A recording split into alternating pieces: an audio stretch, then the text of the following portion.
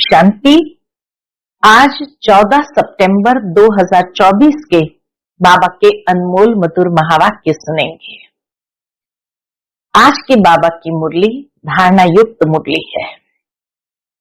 बाबा कहे, बच्चे, संगम युग का ये समय मोस्ट वैल्यूएबल है और इसलिए जादूगर बाप आते हैं सारा संसार को परिवर्तन करने के लिए और साथ ही तुम बच्चों का बहुत सुंदर श्रृंगार करने के लिए। परंतु बाबा कहे, बाबा से भी बड़े जादूगर तुम बच्चे हो, जिन्होंने मन मना भव की चाबी प्राप्त कर ली है, जिससे लक्ष्मी नारायण जैसे अपना श्रृंगार करते जाते हो। जितना बाबा को प्रेम से याद करते हैं, स्वयं को श्रृंगारते जाते हैं। दूसरा बाबा कहे, जितना तुम बाप की श्रीमत पर चलते रहेंगे, उतना तुम्हारा श्रृंगार बहुत सुंदर होगा। साथ ही साथ बाबा कहे, ये भी ध्यान रखना है कि ये श्रृंगार बिगड़ना नहीं चाहिए। बिगड़ता कैसे है?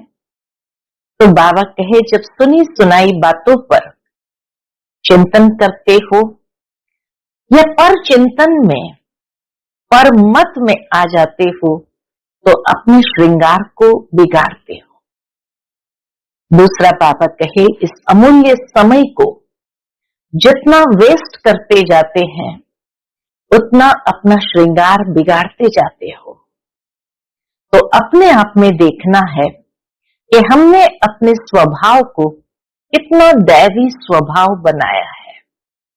तो बाबा कहे, श्रृंगार के ऊपर विशेष अटेंशन देना है। सुनते हैं आज के बाबा के अनमोल मधुर महावाक्य। ओम शांति। मीठे बच्चे, बाप की श्रीमत पर चलकर अपना श्रृंगार करो, पर चिंतन से अपना श्रृंगार मत बिगाड़ो, टाइम वेस्ट न करो। आज की मुरली से प्रश्न है, तुम बच्चे बाप से भी तीखे जादूगर हो, कैसे? उत्तर, यहां बैठे बैठे तुम इन लक्ष्मी नारायण जैसा अपना श्रृंगार कर रहे हो। यहां बैठे अपने आप को चेंज कर रहे हो, यह भी जादूगरी है। सिर्फ अलफ को याद करने से तुम्हारा श्रृंगार हो जाता है। कोई हाथ पांव चलाने की भी बात नहीं, सिर्फ विचार की बात है। योग से तुम साफ, स्वच्छ और शोभनिक बन जाते हो। तुम्हारी आत्मा और शरीर कंचन बन जाता है। यह भी कमाल है ना? दोनों ही कंचन बन जाता तो बाबा के यह भी कमाल है ना। ओम शांति। रूहानी जादूगर बैठ रूहानी बच्चों को, जो बाप से भी तीखे जादूगर है, उन्हों को समझाते हैं। हमेशा कोई भी पिता की भावना यही रहती है कि मेरे बच्चे मेरे से भी आगे बढ़े। तो आज बाबा भी कहे, बाबा तो जादूगर है, लेकिन तुम बाबा से भी तीखे जादूगर हो। तुम यहाँ क्या कर रहे हो? कैसे तीखे जादूगर है? तो बाबा कहे, तुम यहाँ क्या कर रहे हो? यहाँ बैठे बैठे कोई चुरपुर नहीं। बाप अथवा साजन सजनियों को युक्ति बता रहे हैं। क्या युक्ति बता रहे हैं? साजन कहते हैं, यहाँ बैठे तुम क्या करते हो? अपने को तुम ऐसे लक्ष्मी नारायण मिसल श्रृंगार रहे हो। कोई समझेंगे? बैठे हैं यहाँ साइलेंस में, तो बाबा कहे, कोई समझेंगे कि सचमुच ये श्रृंगार कर रहे हैं? तुम यहाँ सब बैठे हो, फिर नंबरवार पुरुषार्थ अनुसार तो हो ही न। बाप कहते हैं, ऐसे श्रृंगारे हुए बनना है। तुम्हारी एम ऑब्जेक्ट ही यह है, भविष्य अमरपुरी के लिए। यहाँ बैठे हुए तुम क्या कर रहे हो? पैराडाइज के श्रृंगार के लिए पुरुषार्थ कर रहे हो। इसको क्या कहे? यहां बैठे हुए अपने को चेंज कर रहे हो। उठते बैठते चलते बाप ने एक मन मना भव की चाबी दे दी है। उठते बैठते चलते बाप ने एक मन मना भव की चाबी दे दी है। बस एक सिवाय इसके और कोई भी फालतू बातें सुन सुनाकर टाइम वेस्ट मत करो। मन मना भव की चाबी मिल गई है तो फिर अपना टाइम वेस्ट क्यों करें? फालतू सुन सुना करके बातों को टाइम वेस्ट नहीं करो। बाबा कहे तुम अपने ही श्रृंगार में लगे रहो। दूसरा करता है व नहीं, इसमें तुम्हारा क्या जाता है? कोई कर रहा है नहीं कर रहा है, नंबरवार पुरुषार्थ अनुसार है, तो तुम्हारा क्या जाता है? तुम अपने पुरुषार्थ में रहो। कितनी समझ की बातें हैं। कोई नया सुनेगा तो जरूर वंडर खाएगा। तुम्हारे में कोई तो अपना श्रृंगार कर रहे हैं, कोई तो और ही बिगाड़ रहे हैं। कैसे बिगाड़ रहे हैं? पर चिंतन आदि में टाइम वेस्ट करते हैं। बाप बच्चों को समझाते हैं, तुम सिर्फ अपने को देखो कि हम क्या कर रहे हैं, दूसरा क्या कर रहा है उसको नहीं देखो। बहुत छोटी युक्ति बताई है, बस एक ही अक्षर है, मन मना भव। तुम यहां बैठे हो, परंतु बुद्धि में है कि सारी सृष्टि का चक्र कैसे फिरता है। अभी फिर से हम विश्व का श्रृंगार कर रहे हैं। खाली स्वयं का श्रृंगार नहीं कर रहे हैं, लेकिन बाबा कहे सारे विश्व का श्रृंगार कर रहे हैं। तुम कितने पद्मा पदम भाग्यशाली हो। यहां बैठे बैठे तुम कितना कार्य करते हो। बैठे साइलेंस में, लेकिन कितना कार्य करते हो। कोई हाथ पांव तो चलाने की बात ही नहीं है, सिर्फ विचार की बात है। तुम कहेंगे हम यहां बैठे ऊंच से ऊंच विश्व का श्रृंगार कर रहे हैं। मन मना भव का मंत्र कितना ऊंच है। इस योग से ही तुम्हारे पाप भस्म होते जाएंगे और तुम साफ बनते बनते फिर कितने शोभनीक हो जाएंगे। अभी आत्मा पतित है तो शरीर की भी हालत देखो क्या हो गई है। अब तुम्हारी आत्मा और काया कंचन बन जाएगी। ये कमाल है ना। तो ऐसा अपना श्रृंगार करना है, ऐसा अपना श्रृंगार करना है जो शरीर और आत्मा दोनों ही कंचन बन जाए। दैवी गुण भी धारण करने हैं। बाप सभी को एक ही रास्ता बताते हैं, अलफ बे। सिर्फ अलफ की बात है। बाप को याद करते रहो तो तुम्हारा श्रृंगार सारा बदल जाएगा। बाप से भी तुम बड़े जादूगर हो। तुमको युक्ति बताते हैं कि ऐसा ऐसा करने से तुम्हारा श्रृंगार बन जाएगा। अपना श्रृंगार न करने से तुम मुफ्त अपने को नुकसान पहुंचाते हो। इतना तो समझते हो हम भक्ति मार्ग में क्या क्या करते थे। सारा श्रृंगार ही बिगाड़ कर क्या बन गए हो।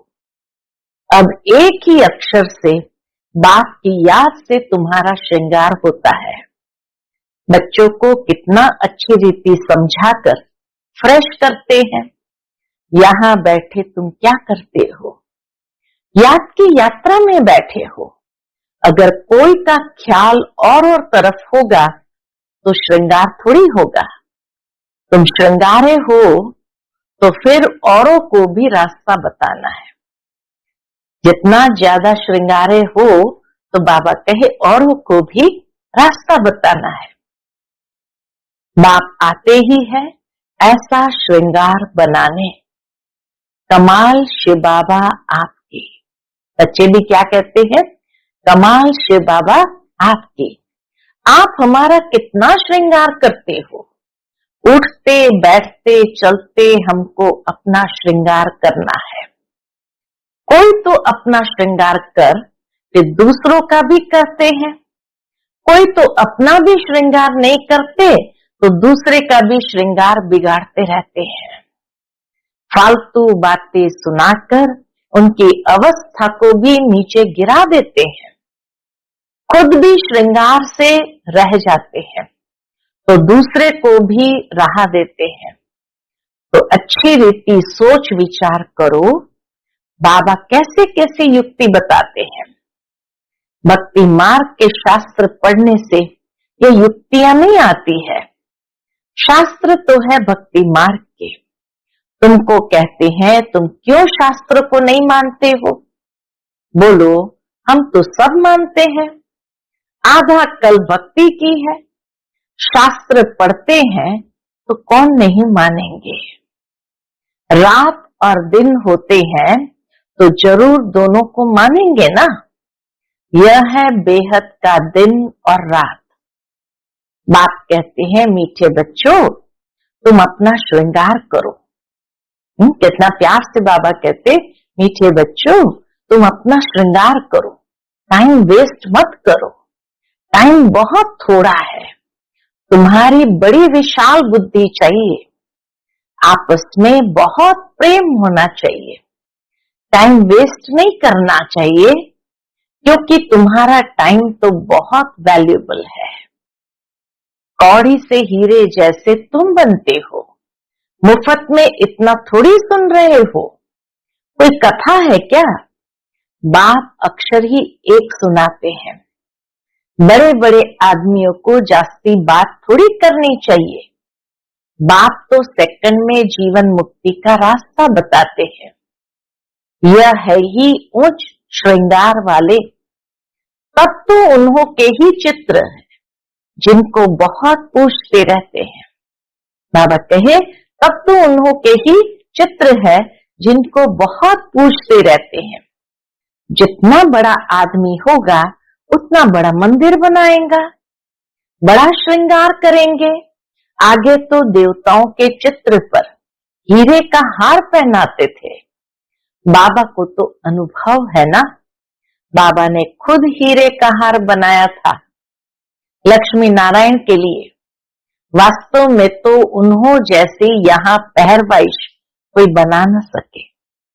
बाबा कहे वास्तव में तो उन्हों जैसी यहाँ पहरवाइश कोई बना न सके। अभी तुम बना रहे हो नंबरवार पुरुषार्थ अनुसार। तो बाप समझाते हैं बच्चे टाइम वेस्ट न अपना करो न औरों का करो, टाइम वेस्ट न अपना करो न औरों का करो। बाप युक्ति बहुत सहज बताते हैं। मुझे याद करो तो पाप मिट जाए, याद बिगर इतना श्रृंगार हो न सके। तुम यह बनने वाले हो ना, दैवी स्वभाव धारण करना है, इसमें कहने की भी दरकार नहीं, परंतु पत्थर बुद्धि होने कारण सब समझाना पड़ता है। 1 सेकंड की बात है। बाप कहते हैं मीठे मीठे बच्चों तुमने अपने बाप को भूलने से कितना श्रृंगार बिगाड़ दिया है। बाप तो कहते हैं चलते फिरते श्रृंगार करते रहो, परंतु माया भी कम नहीं है। कोई कोई लिखते हैं, कोई कोई बाबा को पत्र लिखते हैं, बाबा आपकी माया बहुत तंग करती है। अरे हमारी माया कहाँ है? बाबा कहे हमारी माया कहाँ है? यह तो खेल है ना, मैं तो तुमको माया से छुड़ाने आया हूं, मेरी माया फिर कहाँ की? बाबा कहे मेरी माया फिर काहे की? इस समय पूरा ही इनका राज्य है, माया का ही राज्य है। जैसे इस रात और दिन में फर्क नहीं हो सकता, यह फिर है बेहद की रात और दिन, इसमें 1 सेकंड का भी फर्क नहीं हो सकता है। अभी तुम बच्चे नंबरवार पुरुषार्थ अनुसार ऐसा श्रृंगार कर रहे हो। बाप कहते हैं चक्रवर्ती राजा बनना है तो चक्र फिराते रहो, बल गृहस्थ व्यवहार में रहो, इसमें सारा बुद्धि से काम लेना है। आत्मा में ही मन बुद्धि है, आत्मा में ही मन बुद्धि है। यहाँ तुमको बाहर का गोरख धंधा कुछ भी नहीं है। मधुबन में आते हैं तो बाहर का गोरख धंधा कुछ भी नहीं है। यहाँ आते ही हो तुम अपने को श्रृंगारने और रिफ्रेश होने। मधुबन में क्यों आते हैं? बाबा कहे यहाँ आते ही हो तुम अपने को श्रृंगारने, रिफ्रेश होने। बाप पढ़ाते तो सबको एक ही जैसा है। यहाँ बाबा पास आते हैं नई नई पॉइंट्स सन्मुख सुनने, फिर घर में जाते हैं तो जो सुना है वो बाहर निकल जाता है। यहाँ से गए कि बाबा कहे जो कुछ सुना है वो बाहर निकल जाता है।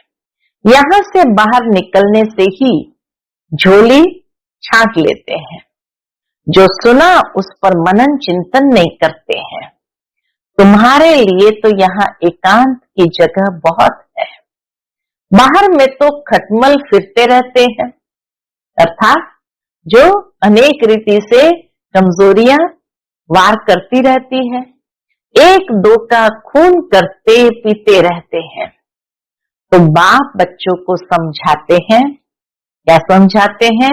यह तुम्हारा टाइम मोस्ट वैल्यूएबल है, इसको तुम वेस्ट मत करो।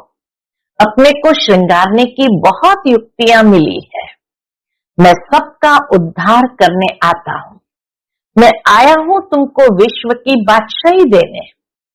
तो अब मुझे याद करो, टाइम वेस्ट मत करो। काम काज करते भी बाप को याद करते रहो। इतने ढेर सब आत्माएं आशिक है एक परमपिता परमात्मा माशूक की। वह सब जिस्मानी कथाएं आदि तो तुम बहुत सुनते हो। अब बाप कहते हैं वह सब भूल जाओ। भक्ति मार्ग में तुमने मुझे याद किया और वायदा भी किया है हम आपके ही बनेंगे। ढेर के ढेर आशिकों का एक माशूक भक्ति मार्ग में कहते हैं ब्रह्म में लीन होंगे। यह सब है फालतू बातें। एक भी मनुष्य मोक्ष को नहीं पा सकता है। यह तो अनादि ड्रामा है। इतने सब एक्टर्स हैं, इसमें जरा भी फर्क नहीं हो सकता है। बाप कहते सिर्फ एक अलफ को याद करो तो तुम्हारा ये श्रृंगार हो जाएगा, तो तुम्हारा ये श्रृंगार हो जाएगा। अभी तुम यह बन रहे हो, स्मृति में आता है अनेक बार हमने ये श्रृंगार किया है। कल्प कल्प बाबा आप आएंगे, हम आपसे ही सुनेंगे। कितनी गुह्य गुह्य पॉइंट्स है। बाबा ने युक्ति बहुत अच्छी बताई है। वारी जाऊं ऐसे बाप पर, इतनी अच्छी बातें बाबा ने सुनाई है जो दिल कहता है वारी जाऊं ऐसे बाप पर। आशिक माशुक भी सब एक जैसे नहीं होते। यह तो सभी आत्माओं का एक ही माशुक है।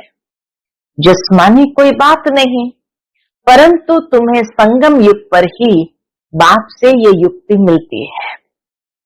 कहां भी तुम जाओ, खाओ पियो घूमो फिरो नौकरी करो, अपना श्रृंगार करते रहो। सब कुछ करो लेकिन बाबा कहे अटेंशन रहे, अपना श्रृंगार हमें खुद करना है। आत्माएं सब एक माशूक की आशिक है, बस उनको ही याद करते रहो। कोई कोई बच्चे कहते हैं हम तो 24 घंटे याद करते रहते हैं, परंतु सदैव तो कोई कर नहीं सकते। ब्रह्मा बाबा भी अपने अनुभव से कहते हैं सदैव तो कोई कर नहीं सकते। बहुत में बहुत 2-2.5 घंटे तक जास्ती अगर लिखे तो बाबा मानता नहीं। दूसरे को स्मृति दिलाते नहीं तो कैसे समझे तुम याद करते हो? क्या कोई डिफिकल्ट बात है? पूछते बाबा, क्या कोई डिफिकल्ट बात है? कोई इसमें खर्चा है? कुछ भी नहीं। बस बाबा को याद करते रहो तो तुम्हारे पाप कट जाए। दैवी गुण भी धारण करने हैं। पतित कोई शांति धाम व सुख धाम में जा न सके। बाप बच्चों को कहते हैं, अपने को आत्मा भाई भाई समझो। 84 जन्मों का पाठ अभी पूरा होता है। ये पुराना चोला छोड़ने का है। ड्रामा देखो कैसा बना हुआ है। तुम जानते हो, नंबरवार पुरुषार्थ अनुसार दुनिया में तो कोई कुछ भी नहीं समझते। हर एक अपने से पूछे कि हम बाप की मत पर चलते हैं। चलेंगे तो श्रृंगार भी अच्छा होगा। एक दो को उल्टी बातें सुनाकर अथवा सुनकर अपना श्रृंगार भी बिगाड़ देते हैं, तो दूसरे का भी बिगाड़ देते हैं। बच्चों को तो इसी धुन में लगा रहना है कि हम ऐसे श्रृंगारधारी कैसे बने। बाकी तो जो कुछ है वो ठीक है, सिर्फ पेट के लिए रोटी आराम से मिले। वास्तव में पेट जास्ती नहीं खाता। बस तुम सन्यासी हो, परंतु राजयोगी हो। न बहुत ऊंचा न नीचा, खाओ भल परंतु ज्यादा हिर न जाओ, यानी कोई चीज की आदत न पड़ जाए। यही एक दो को याद दिलाओ। शिव बाबा याद है, वर्षा याद है, विश्व की बादशाही का श्रृंगार याद है।